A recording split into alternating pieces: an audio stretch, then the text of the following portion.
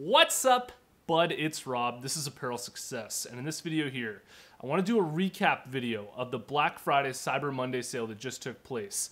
And I have a lot of lessons that I learned that I want to share with you, and that's because I tried so many new things this year, and I really have a lot that I can give you when it comes to running a successful sale for your clothing brand. And this doesn't only apply to Black Friday, this applies to any sale that you're running for your clothing brand. And this is really to maximize the amount of sales that you're making, maximize the amount that you're selling. I think it's really going to help. Here it is.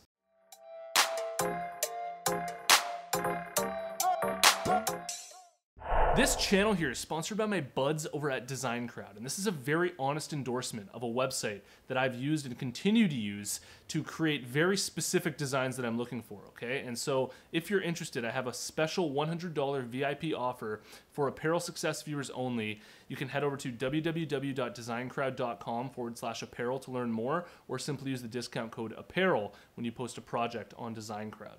All right, this Black Friday sale that just passed was an absolute shit show.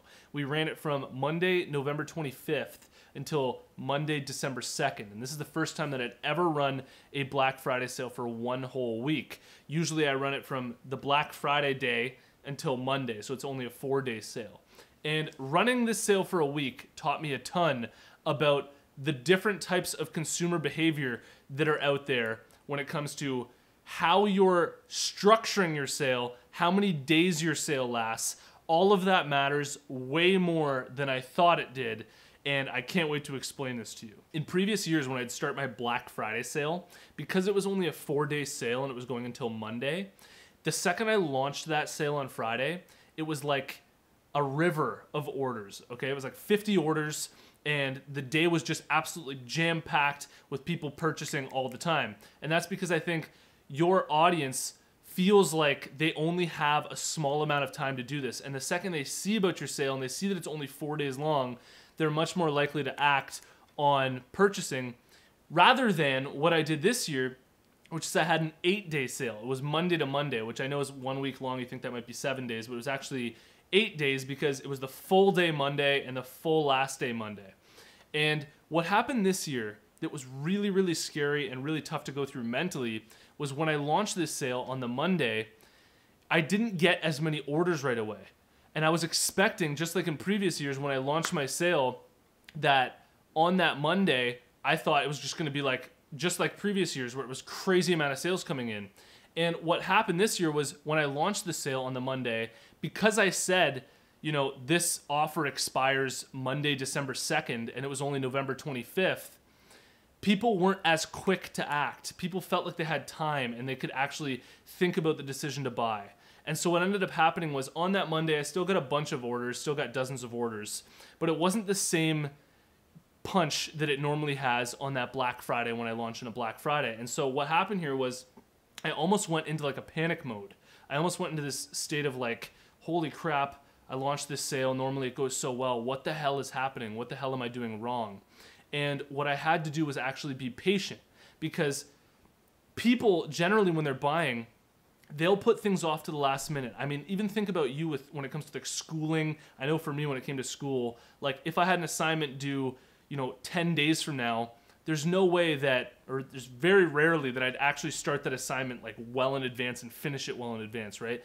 People generally tend to wait to the very last minute to do things. Now, I already knew this, okay? I already knew about scarcity marketing and really drilling in on the final hours, last call, this is your last chance to do something, but I really didn't understand how much this actually applies to consumer behavior, okay? Because what I did was when I was setting up, say, the Facebook and Instagram ads for my clothing brand, I allocated the budget for that ad throughout the entire thing evenly. So I put it from Monday to Monday at, a $2,000, $3,000, $4,000 budget. The whole time it was spread out evenly. And what I ended up doing after, the first couple of days, I recognized that sales weren't coming in as quickly as they normally do. My intuition told me I need to be patient here because Black Friday really hasn't even come yet. And maybe people are now aware of the sale, but they're just not ready to buy and they're really not ready to convert.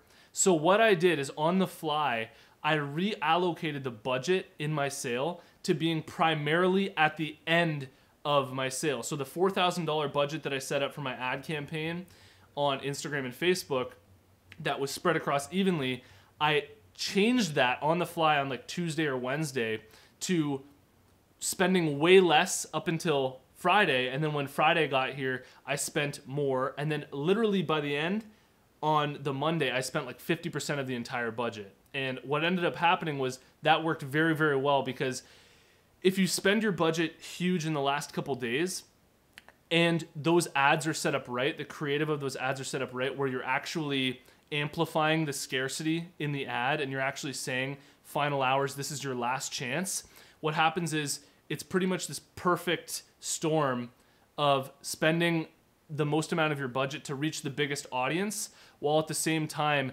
giving them a message that is most likely to convert, right? Because if you're giving a message in the first 4 days that is, hey, our sale's on now, but you have all this time, then you're almost wasting your budget in a sense, because those people just aren't really going to convert with that message. If you're running a sale for Boxing Week this year, which in Canada we call the day after Christmas until New Year's, or you're running a sale for the end of winter or spring, I highly recommend that when you're setting up your ads, if you're running ads, that you allocate your budget wisely and you put the majority of your ad spend near the end of your campaign, mixed with the scarcity in the ad that says, you know, this is your last chance to get this offer ends soon, you know, don't miss your chance, because that combination will work very, very well for you compared to the other method, which is basically just to spread out your budget evenly. Now, to follow this up, the majority of the sales that we got for K-Bud this year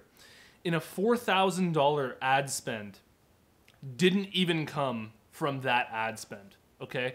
Almost all of the sales that we got, the majority of the sales that we got, didn't come from those ads. And you can track this, obviously, on Facebook ads, how many purchases came from your ads. The majority of the sales that we got didn't come from those ads. It actually came from just people, word of mouth, seeing our posts on Instagram, our email list, sending out emails to our email list, and doing the things that we do manually that I teach on this channel about how to work Instagram and how to engage with your audience in a way that's organic, running giveaways and all of that stuff. And really, I'm always shocked about this, because I feel like in my head intuitively that if I run a whole bunch of ads, that these ads are going to convert very well.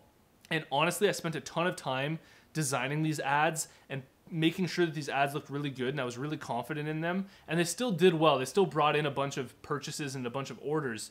But on the whole, if you're thinking like, oh man, I just didn't have the budget for ad spend this year, that's not where the majority of our sales came from. The majority of our sales came from just posting on Instagram, posting on our Instagram stories, word of mouth through people seeing it on our Instagram stories and sharing it with a friend that would like our brand, and our email list. Okay, so don't get too caught up in having to spend money on ads. That's just really almost a luxury if you have the money to do that.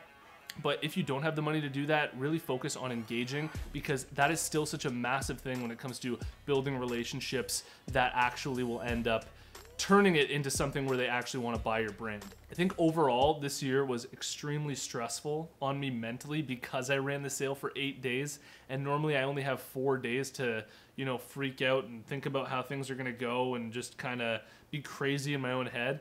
And having 8 days to do that this year, when I launched the sale on the Monday and Black Friday was still 4 days away, not knowing how that's going to affect everything, not knowing how Black Friday is going to go, how Cyber Monday is going to go this year, is it going to be different?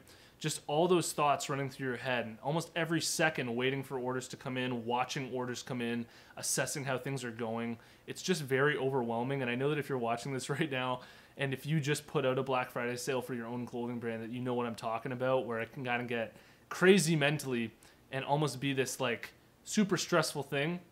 At the end of the day though, it's over now, and you can kind of pull out the lessons from it. And I'm really happy that I ran it the way that I did, because I now have a new perspective on it. And I really hope that when I shared that with you in this video, you'll take the things that I shared with you, which is to, just to recap, spread your budget out wisely in your ad spend when it comes to marketing, and to, you know, really still focus on that engagement, because the engagement is really, at the end of the day, what created the majority of the sales for my clothing brand, all right? So I hope that this video really helped. Check out my clothing brand marketing masterclass. It's 100% free to watch. All you have to do to get access is go to apparelsuccess.com/masterclass. You can watch the whole thing for free. And if you've made it to this point in the video, I want to tell you about the closed Facebook group that's going on for Apparel Success. There's a link in the description below. Join that group, and I'll see you in the next one. Peace.